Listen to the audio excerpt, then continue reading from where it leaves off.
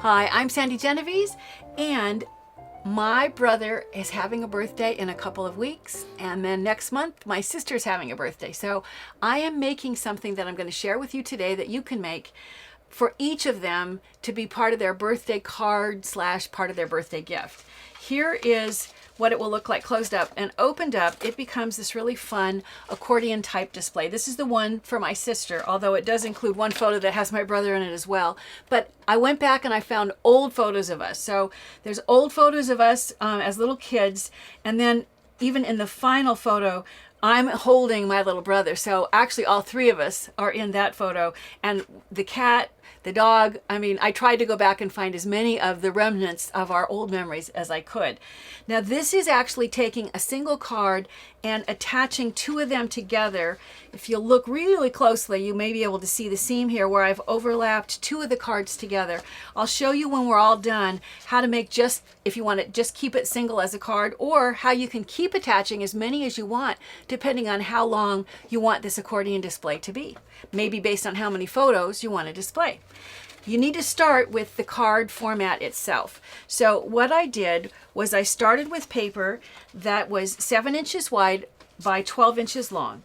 And my cardstock, the first thing I did was I cut, just out of copy paper, 1.5 inch strips. And I've placed them so that they're tucked against the top and the bottom of this card. I've just used removable tape to hold them in place. And what I've done, I've come in 2 inches, and with a pencil, I've marked a pencil line along this 1.5 inch edge, just 2 inches from either end. I did it at the top, and I did the exact same thing at the bottom. So let me make this pencil line here as well. So when I take off my guides, you'll see the pencil line that I have 1.5 inch up and stopping 2 inches in.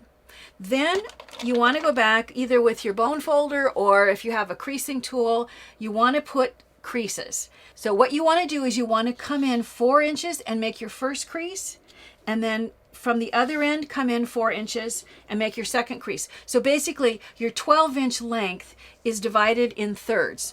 A 4-inch crease, and then from the other end a 4-inch crease. Those creases go the whole length of the card from top to bottom.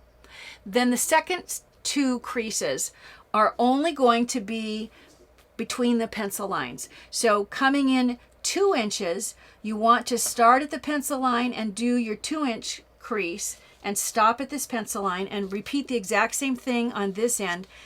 Come in 2 inches and then line up with your pencil and score and stop when you get to this pencil line. At this point you've got all the creases marked, but before we actually fold it, I think it's easiest to do these cuts first. So in order to cut, I need to cut on the pencil lines. You can, use an X-Acto blade. I have one of these handy Fiskars trimmers that allows me to trim inside of an edge, especially when it's just a straight line. It works beautifully. So I'm going to close this over, so hopefully you can see this wire is the line that will align with the cut. So if I tuck the bottom edge against the support here, and there's one on either end, that will keep it perpendicular, and then I slide this. Hopefully as it gets closer you'll see the pencil line come into view. There's the pencil line. I'm going to slide it until the pencil line is directly under the wire, so that my pencil aligns with the wire. And then I'm going to take, the blade is in here, I'm going to punch it in. Now I have a little pencil line from where to start. I'm going to play it safe and come in sooner. Punch it in, cut, and then I'm going to stop when this line on the handle is aligned with my 2-inch score line. And if I lift this up, I think I need to go just a hair further. And on this end, I'm quite a bit short. So I need to lay it back down and keep cutting until it aligns with the score line on this end. So I've got the cuts. Now I'm going to just turn it over, and I'm going to repeat the same process so that I can cut on the pencil line. So I'm going to line up the wire with my pencil line and push in, cut, and while it's still in there, look and see if I'm lined up. I'm so perfectly cutting on that pencil line, it's really hard for me to see. I think I went on this end. I need to go a tiny bit more. So you end up then, this will give you your cut lines, and you've already got your score lines. At this point, I'm going to erase the pencil. It's easier to erase it before I start folding. So any pencil lines are gone. Sometimes it could be, you could make it be the back, but I'll just erase it. It's easiest. Now, in order to do the folds, what you need to do is you need to have the first fold, and it's identical, so it doesn't really matter where you start. If the first one is a mountain, which is what I'm going to make, then the next score line needs to be a valley. And my score line is so hard to see. Oh my goodness. Where are you? There it is.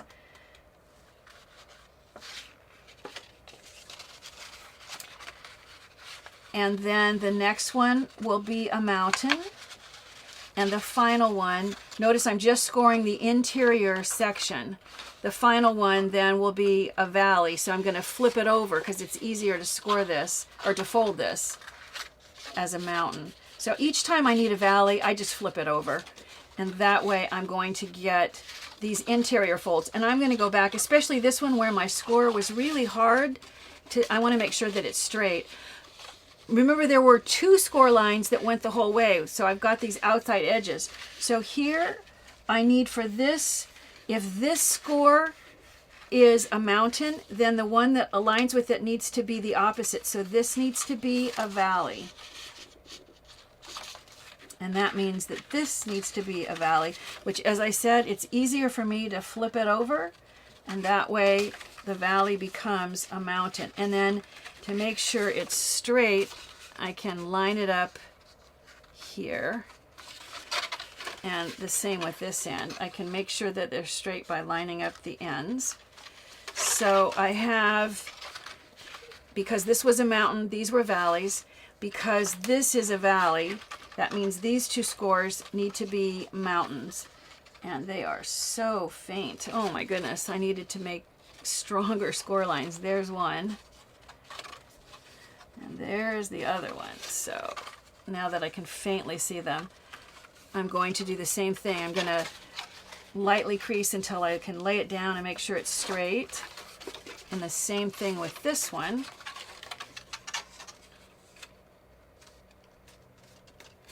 So, and I realize that this one fold is not very strong. It's going to get strengthened when I fold this up. So if I go ahead and I fold this on my creases and make sure that everything is straight, tops and bottoms, then when I push, I'll get those final lines. Those final score lines will fall into place. So if you want to make a single card, you would just stop at this point and add in embellishments, photos, whatever it is that you want to use to decorate your card. If you want to turn it into a long display, then you want to take and overlap them so that it just continues like so. So I'm going to fasten one over the top, and then the whole thing will close up. So I can see that I need to put adhesive on this section here. Remember that I never put as much adhesive as you need to, just because I don't want to waste the time. So I'm going to place this over the top, line up the top and the bottom, and then the end of the card will line up with the fold line.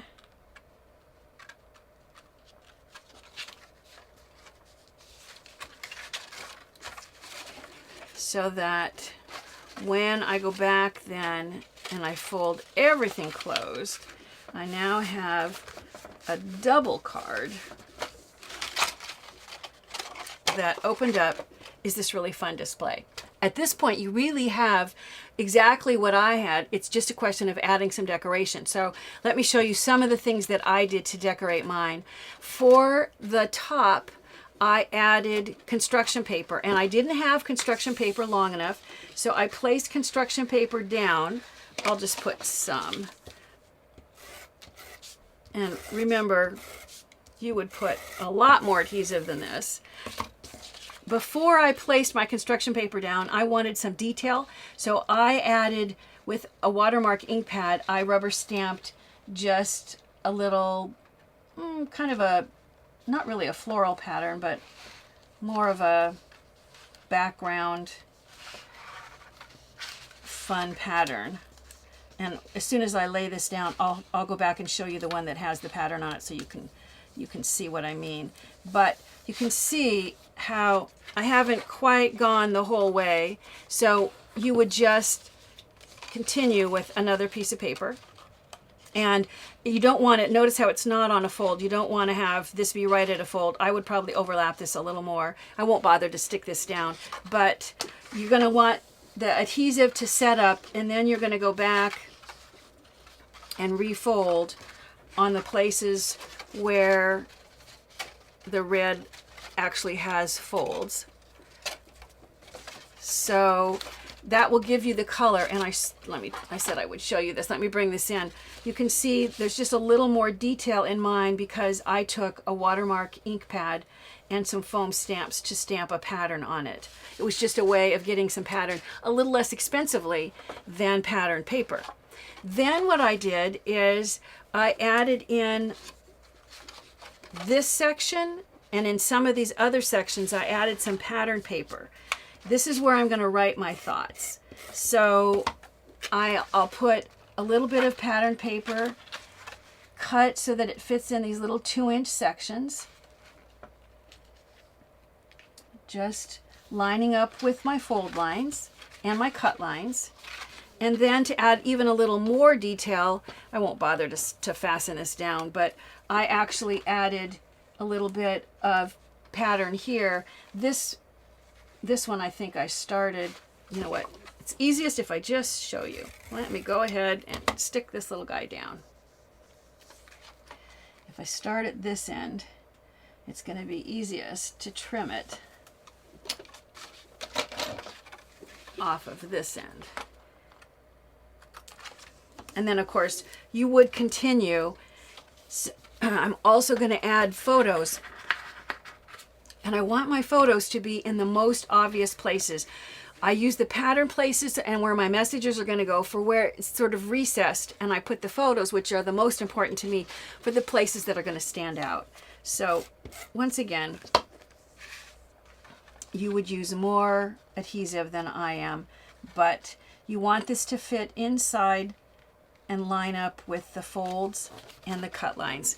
So you can see how you start to put this together. Once you have added in all of the detail, you can see that it turns into this really cool display.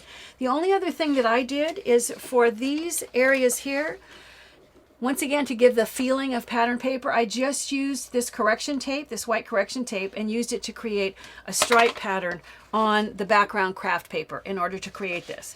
Now, as I mentioned, this is going to be for my sister, and I'm going to make a similar one, but with, I'll use the photo with all three of us for my brother, but then the other two will be photos of just he and I together as well.